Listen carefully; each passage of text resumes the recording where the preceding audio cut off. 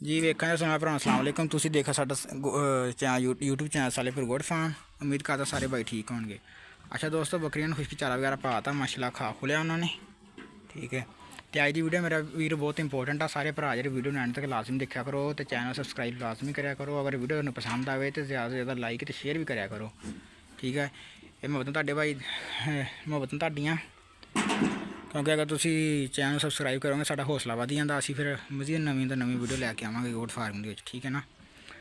अच्छा अज की video important इस तो आ कि कुरबानी का जो टाइम है ना बकरे लैने ते कुरबानी वास्ते जिस बंदे ने बकरे लैने आ तो वो वास्ते अच्छा मौका वा। वो बकरे जेह्ड़े आ ना कुरबानी वास्ते जिन्ने उन्हें पाने अपनी इन्वेस्टमेंट के हिसाब नाल तो बकरे भी पा सकदा। राती एक भाई का भी मैनू मैसेज आया सीगा। ठीक है तो माशाल्लाह बड़ा अच्छा लगा भाई नाल गल करके। उन्होंने भी पूछा सीगा कि दसो कुरबानी दे बकरे पाइए या बकरियां पाइए। मैं उन्होंने कहा सी भाई भी दोवें काम ठीक है। तुसीं अगर बकरियां पाओगे तो जो बकरियां सूणगियां वो जो बकरे होणगे थोड़े ठीक है ना बच्चे तो वो ये होएगा कि जो थोड़ा 25-30 हज़ार रुपये का बकरा जो तुसीं खरीदना ना थोड़ा वो जो बच जाएगा। ठीक है ना। तो बकरे जो तुसीं खरीद के पाने हैं फिर 25,000 रुपये तुसीं वो कढ़ दो। 25 तो 30 हज़ार रुपये तुसीं बकरे की जी कास्ट कढ़ दो परचेजिंग कास्ट जो आप खरीदना। ठीक हो गया। तो उस तो बाद कोई 10-20 हज़ार रुपया एवरेज भी लाइए ना तकरीबन 15 तो 20 हज़ार रुपये जो बकरे का खर्चा हो जाता। कुरबानी तुसीं तैयार करदे ना फी बकरे का कोई 15-20 हज़ार रुपये खर्चा हो जाता ईजीली। ठीक है ना। यह माशाल्लाह 9 महीनों का बकरा है जरा यह माशाल्लाह 7 महीनों का तकरीबन। तो तुसीं अगर खरीदोगे तो थोनों फिर जो तुसीं अपने कढ़ना उन्होंने प्रॉफिट घट्ट वा। अगर थोड़ा माशाल्लाह अपनी बकरी का होएगा बच्चा वो थोनों प्रॉफिट ज़्यादा वा।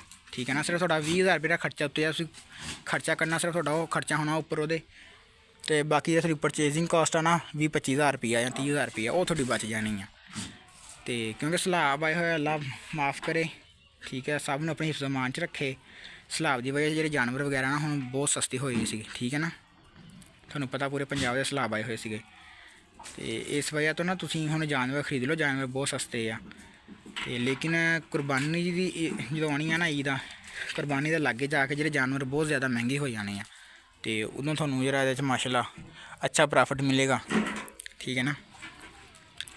अगर तुसीं घर दे बकरे तैयार करोगे तो वो प्रॉफिट ज़्यादा वा तो खर्चा घट वा। ठीक है। अगर तुसीं बाहरों खरीद के तुसीं जरा वा काम करोगे गोट फार्मिंग ते ठीक है ना बकरियां वास्ते खासकर कुरबानी के बकरियां वास्ते तो वो जरा वा थोनों कह लो कि जरा खर्चा भी कह लो अद्धो अद्ध प्रॉफिट होंदा वो कोई 20-25 हज़ार रुपया तुसीं तो खर्चा ला लो तो 20-25 हज़ार रुपया तुसीं जेह्ड़ा ला लो खरीद ला लो बकरे की तो तकरीबन कोई 50 हज़ार तुसीं ला लो ना मोटा 50 हज़ार कढ़ लो।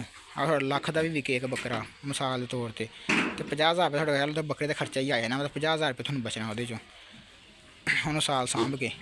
ठीक है ना। कोई 6-7 महीने तुसीं सांभोगे 6 महीने तो इस करके थोड़े कह लो कि इन्ना खर्चा आ जाना वा। तो मशवरा यही है कि अगर तुसीं थोड़े बकरे घर दे होणगे तो माशाल्लाह वो प्रॉफिट ज़्यादा वा। अगर थोड़े तुसीं खरीद के पाओगे तो वो प्रॉफिट जरा घट वा। लेकिन दोवें सूरतां बिल्कुल ठीक आ अपनी अपनी जगह पर। ठीक है ना। हुण किसी भरा को बकरियां दे बच्चे नहीं है तो खरीद ले जो कोई हैगी अपने तैयार करे।